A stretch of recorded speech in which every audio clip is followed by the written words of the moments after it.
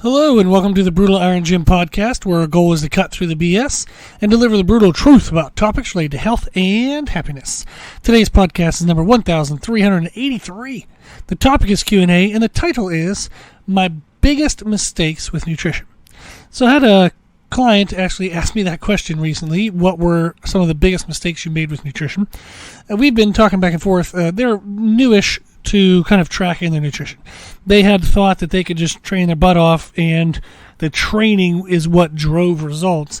They didn't realize that the nutrition is kind of like the material the results are made from. So if they want to build muscle tissue, you have to have protein to be converted into new muscle tissue, and you have to have enough calories like carbs and fats coming in to fuel the energy aspects of that process. So they had been training and kind of inconsistently eating. They would have said that they were eating a lot, they were eating enough to grow, but whenever we started tracking their data, they realized it was kind of scattered and a little all over the place, and they weren't as consistent as they thought. So the numbers and values that they should have been to build muscle tissue for calories and protein, they were actually only hitting that like 3 or 4 days a week out of 2 weeks.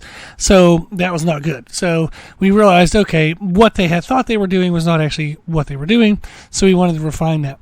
They then expressed that they were freaking just angry at themselves. They're mad. And they're mad because they, hadn't looked into it. They knew that they could have looked into it, but they didn't want to look into it because they were stressed with work and other responsibilities, and they didn't want to know how bad they were doing. They just wanted to kind of live in la la land and hope that it was going to work out okay. So they're just angry at themselves. So we were talking through that and just talking about they wanted to know basically if other people screw up too. And rather than telling other clients' stories, I figured I'd tell my own because that was a nicer thing to do. But some of the mistakes I made, I thought would be just kind of fun to share as a podcast. Now, I have changed my body shape and size a lot. So people who knew me, grew up with me, I was 165 pounds. I'm 6 foot tall now. But when I graduated high school, I was 165 pounds. I'm now 283, so almost 120 pounds more. And at 165 pounds in high school, I had fat rolls. Like I had no veins, no visible veins anywhere. And you could grab like a thick roll of fat around my midsection. So 6 foot tall, I might have been like 135, 145 if I was lean. I think 145 is generous to myself. So probably more like 135. I would have been very, very, very thin because I didn't have a lot of muscle tissue. But I had a lot of fat on me. Now at 283, you can see kind of the edges of my abs. And like a friend of mine used to call his abs fabs. He said they're fabulous, and they're fat abs, basically. He can see them, but he still feels like he's fat. So that's kind of where I'm at now. So I've gained 120 pounds, but I'm significantly leaner. Now, it has taken me, I'm 38, so it's been 20 years, and I actually started before I was 18. I started lifting weights at 16, and I started exercising and kind of paying attention to my physique at 15. So it's been 23 years, so I've gained 120 pounds. I look like a completely different person. I'm significantly leaner, but it's been a long journey. And the first half of that journey was an unbelievable waste of time in regards to results, but it was unbelievably invaluable in regards to education and motivation. And then also just the willpower that I developed and all these other skills and habits like dedication and other aspects that I absolutely use today that I would not have developed as well, kind of if I didn't have those early years. So I'm thankful for the lessons I learned from them. I wish, I could have learned, I wish I could have learned those lessons and got better results, but I'm still happy for the time because there was something that I could take away from it. As I was talking to a different client, I said, if the only thing you get from it is that you hated that and you don't want to go back to it, that's already invaluable. Having that motivation of saying, I remember what that was like. I don't want that anymore. So now when I'm supposed to eat this food, but I don't really feel like it, when I'm supposed to train, but I don't really feel like it, I can remember what that was and be like, oh, hell, I ain't going back there. So I was telling him that there's a lot to be learned from what we might think were mistakes or what we think were wasted years or wasted time. There's still a lot of value in there when you fish around and look for it. Now, when it comes to what were my biggest mistakes, I pretty much have made every single mistake any client I've ever worked with has made. So I've learned kind of like as I got through my early 20s, like in my early 20s, I was pretty aggressive. Never mean. I hope I've never been mean to a client. I don't believe I have, but I hope that I haven't been. But when I was younger, somebody's like, well, I don't have time to eat. And I'm like, well, damn it, make time. Like, what the hell's wrong with you? Like, you said you wanted this, make the damn time. You don't get up till, 6:30, get up at 6:15. You fall asleep on the couch at 9:30, stay up till 9:45, get a damn protein shake in you. So I was very kind of matter of fact as to what would need to be done. And I feel like nowadays I'm a little more compassionate, which I'm sure that there are clients I have that are like, their jaw just hit the floor that I think that I'm compassionate. But I do think I'm a nice person at times. But okay, this is getting side-railed. But the idea is I have made every mistake under the sun. So don't ever feel like, if you work with any coach, whether it's me or somebody else, I promise you that they made a ton of mistakes. We're all human beings. We all make mistakes. We all go through a learning process where you try something because you think it's a good idea. You do it, and then you go, oh, crap, that was not a good idea. But you learn from it. So any trainer, anyone who coaches people, they're in a position where they know like what they're coaching. They have been through mistakes as well. So you do not have to be perfect to be successful. You just have to keep trying and learn from your mistakes. Now, some of the mistakes I made, one of them is just under-eating for fat loss. So when I was trying to lose fat, I would under-eat. Now, when I was younger, when I first started at 15 years old, from about 15 to about 17 and a half, I didn't eat. I tried my best to not eat. I didn't understand food at that time, and I thought that just, like, I learned about I knew of calories, but I didn't really pay attention to them until I was 15, and then I kind of thought, well, if I'm eating, when they say, like, if you overeat, you get fat. Well, the less I eat, the more fat I can lose. That was kind of my thinking at that time, which obviously is not true, but that was my thinking at the time. So I'm like, well, I'll just eat nothing. And I was fueled by self-hate. I've always been pretty stubborn. I got a double dose from that from my parents. But so I was like, fine, I just won't eat. And to me, that is a decision I make, and then I'm done. So I made the decision. That's my decision. And I'm done with it. I don't have to question that anymore. I don't argue with myself anymore. I made the choice. I'm done. So from 15 to like 17 and a half, I literally only ate like one meal a day, and that was typically dinner in front of my parents, so that way they would see me eating. But I would, kind of fumble around with breakfast or wake up too late to eat breakfast. At school, I would just kind of push some food around my plate. I'd often, maybe take one or two bites to be social with people, but I'd throw most of my food away. And then I would try to guesstimate how many calories I had throughout the day, and then at night, I would try to exercise that many calories off.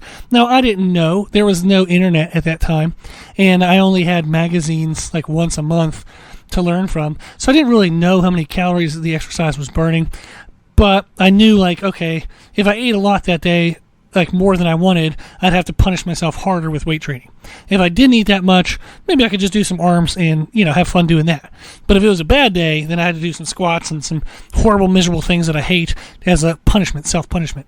So I basically ate nothing, and I ended up growing 4 inches over that time span. So I went from 5'8" to 6 foot tall, but I weighed the exact same. So I stayed at 165 from 15 to like 17, 18 years old.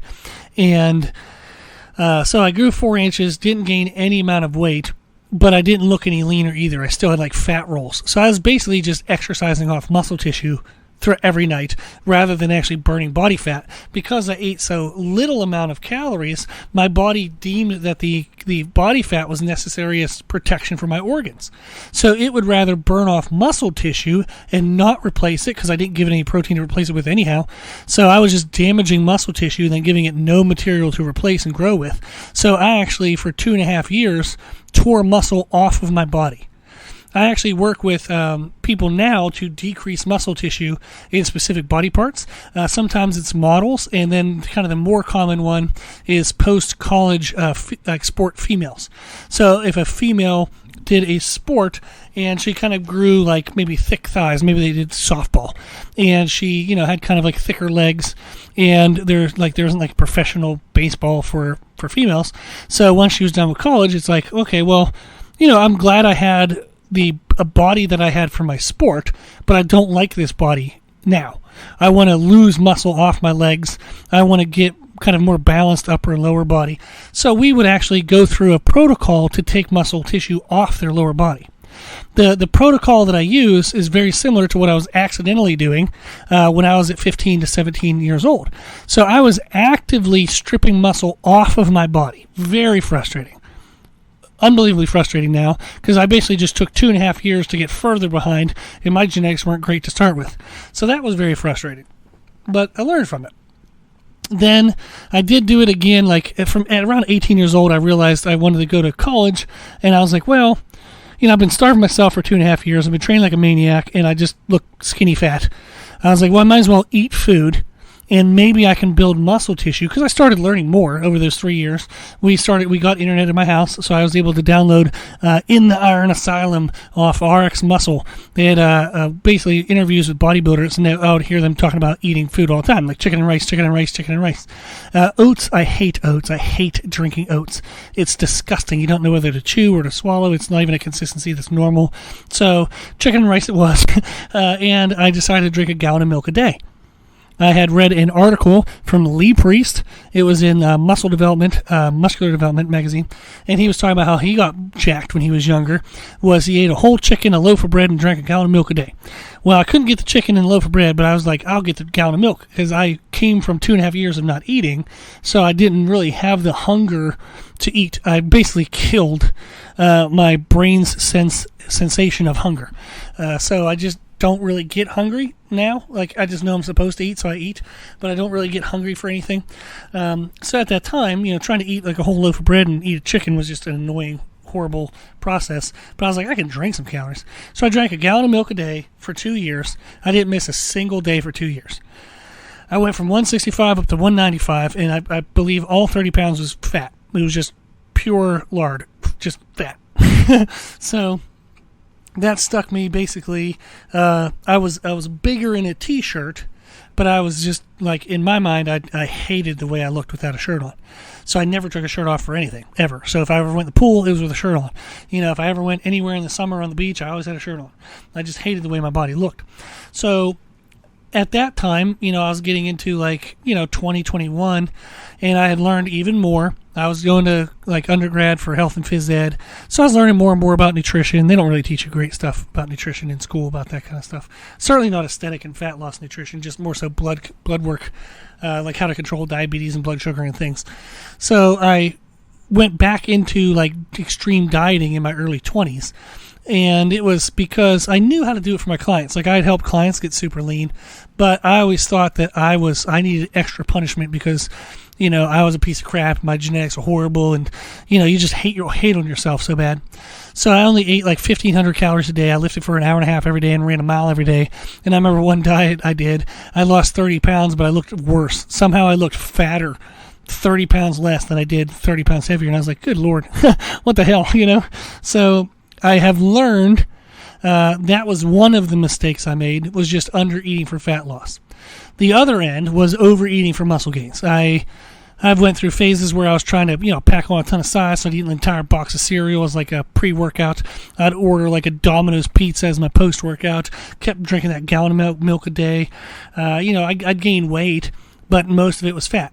So over the course of 12 weeks, 3 months, I'd gain 20 pounds. But I didn't see really any muscle definition. I just felt like a fat marshmallow, basically, a big puffy marshmallow. At one point in time, I have been as heavy as 295 pounds with 19.5-inch arms, but I didn't like the way I looked. I didn't have a belly over my pants. When I sat down, there was no, rolls. It was just a big, swollen, puffy marshmallow. And I didn't like that look either, but I was like, well, damn, at least I look good in a shirt. At least people would say, holy hell, that dude's big. So you'd get comments and things, but I didn't like the way I looked at 295. Just big puffy face, double chin. You'd have more chins, but you're so swollen, your chin only folds one time. So that whole look, it's lovely.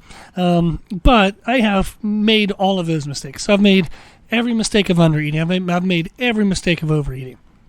So what have I learned through my mistakes? That would be kind of the better takeaway. So it's good to hear that I've screwed up everything, so that way in case you screw up something, you know you're not alone. But it's also helpful to hear what I learned from my mistakes, so you can learn from my mistakes rather than having to continue to make your own. One of the things I learned that is 100% like a standby that I live by is eat as early in the day as possible. I try to eat as many calories as I can as early in my day as possible, and then I taper off my calories throughout the rest of the day. That has allowed me to stay big, but also stay lean.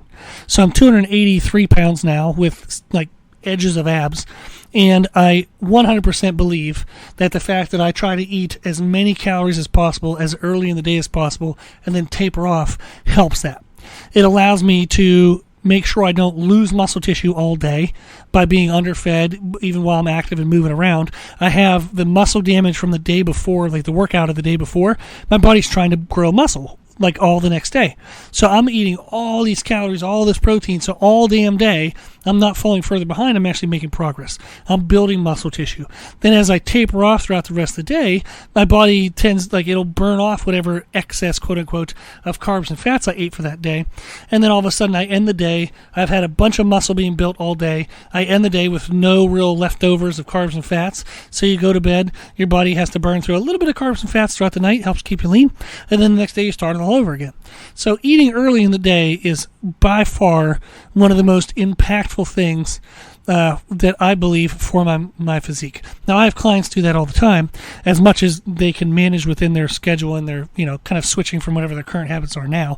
You can't, you have to learn to crawl before you can walk and walk before you can run, kind of thing. So I do that. I eat as early as I can, as much calories as I can, and then I taper off the rest of the day. Then, when I want to lose body fat, I increase my training volume first. I actually don't adjust anything with my food. I add in like circuits, supersets, drop sets. I might, add in what's called a trailing superset, where if I'm doing back that day, maybe I'll do back rows and a couple, like a set of calf raises. Then I'll go over to like lat pull downs. I'll do a couple sets of lat pull downs with calf raises in between that. And then I'll do like, dumbbell rows, and I'll do a couple sets of calf raises in between that. So I just take some kind of body part and do a set of that in between sets of everything else. So I just never stop moving basically the entire workout. And that helps a lot for focus, so that we don't get lost in social media and answering text messages and emails. But it also just helps me burn a lot more calories in my just activity for the day. So not just exercise calories, but just your up and active and doing things calories. That helps me burn a lot. And then if I do reduce calories, I don't reduce by much. I might just clean up the food I eat at the end of the day, maybe reduce carbohydrates and fats towards the end of the day and have more like protein-dense foods. So I just might pull my carbs and fats out earlier in the day than I would typically. My calories almost never drop below body weight times 13 to 15, somewhere in that range. Now that for me is a really good range because I'm pretty active. If I sit down for more than like 10 minutes, I fall asleep. So I am very active. I'm up and moving. I'm always doing things. It's exhausting. But that's just kind of the way I've learned to live. I don't sit much. Even when I sit for like doing computer work and stuff, I'm always shaking my leg or doing something, so I'm always rattling the table. So sometimes my wife's like, are you shaking? And I'm like, oh yeah, sorry. So, but I just move a lot. And I have a lot of muscle mass to move around. So at 283, I burn through a lot of calories just walking around and moving around. So that allows me to still eat a lot. So when I want to lose body fat, I pull out my carbs and fats earlier in the day than I normally would. I increase the activity in my training. But that like pulling out the carbs and fats is kind of really the only kind of calorie reduction that I do. I usually stay between body weight to 13, like body weight times 13 to 15, somewhere in there. Now, when I want to gain weight, I have a bigger meal before bed, so I don't pull out the carbs and fats as much. I'll have like steak and rice right before I go to bed. I'll even add in like an extra protein shake during the day just to make sure I have a surplus of protein floating around. I slow down my training. I cut out anything that's kind of aerobic based, and I cut out my intensity techniques like drop sets and stuff. I focus on just super isolative, very damaging, muscle damaging things. I try not to do a lot of super busy things. I just kind of basically you hit a hard set of like 10 to 12, take 2-minute rest, hit a hard set of 10 to 12, take 2-minute rest. So it's really boring training. It's not the way I love to train, but it works. So what I've learned is, in a sense, that small changes have a big difference if you're consistent. You have to track what you're doing. You have to actually know where you're at. So one of the things, I laugh because there was a gym teacher I had when I was in high school, and he would always, if you're doing something dumb, he would ask, he goes, "What are you doing?" And you're like, "Oh, well, like, I thought that maybe," and he cut you off and he goes, "That's your problem. You're thinking. What are you doing thinking? You just need to do what I tell you." So you could tell that he was our favorite teacher.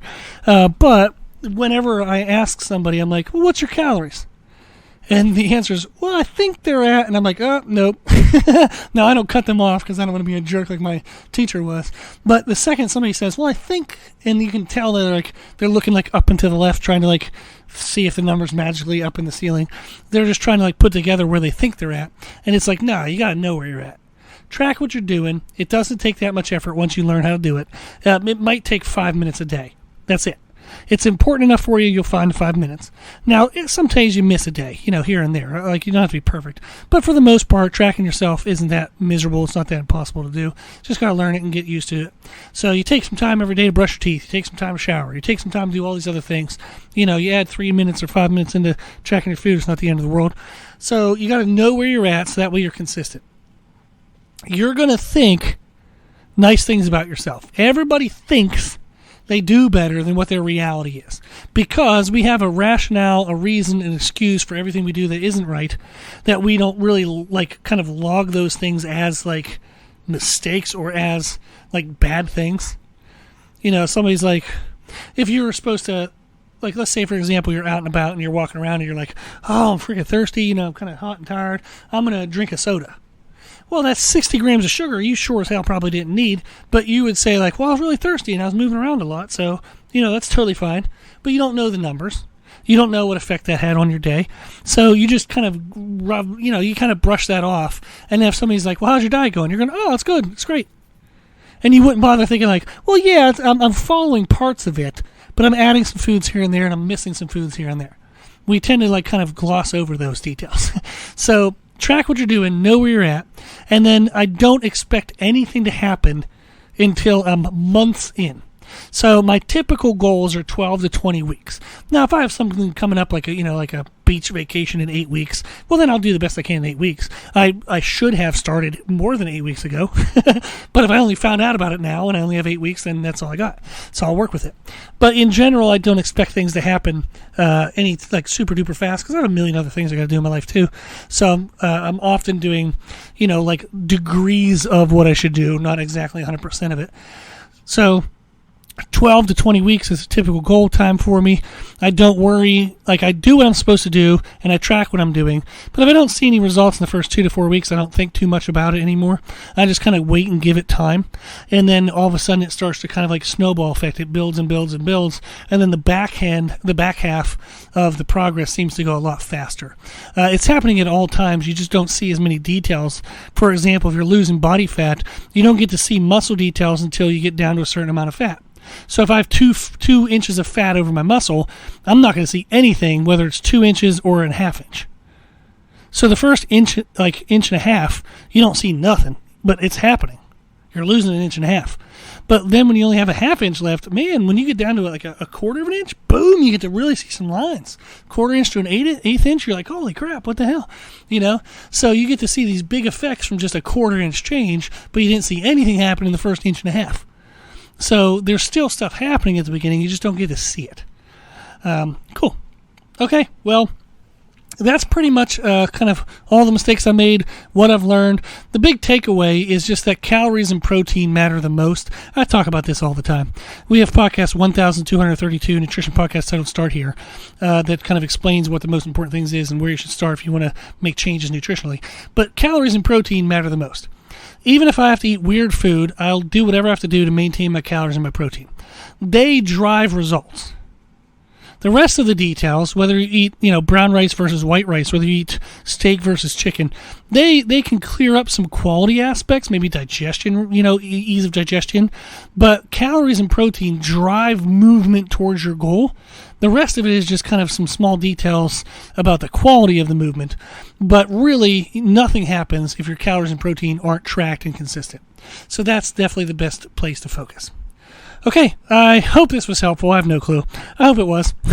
I appreciate everybody listening, and I hope they always get something good from these podcasts. So thank you to the client who asked this question. I hope this is helpful and gave you some good insight. You're not alone. Everybody makes mistakes. Just learn from them, keep moving, and the lessons you learn are an investment into your future so you can make even faster and faster results. So it's pretty exciting. So get fired up, crush what you're doing now, because you're going to get better and better results from it. Cool. Well, if you like today's podcast or the podcast in general, please share the podcast. The more people you share it with, the more people can help. You can share it on social media. You can share it in a conversation with a friend. However you share it, thank you for sharing it. Thank you to the patrons of the podcast, people who financially support the podcast. The podcast costs over $1,000 a year, well over $1,000, to do hosting costs and all that stuff. I give an hour to it every day, and we want to keep it for free, no ads, none of that stuff. I'd love to keep it for free. So I appreciate everybody who participates with financial donations. It really helps. It really, really, really makes a difference. You can consider donating if you want to. You can go to our website, www.brutalirongym.com, and you can do a one-time donation, monthly donation, yearly donation, whatever you do. I appreciate that you do it. We all appreciate it, so we can keep this going. If you like the information we share in our podcast, you can find more from us on our social media channels on Instagram, Facebook, Twitter, and YouTube under the name Brutal Iron Gym. If you have any questions, feedback, suggestions, anything you want to know, let us know at our email at brutalirongym@gmail.com. As always, I hope this was helpful, and thank you for listening.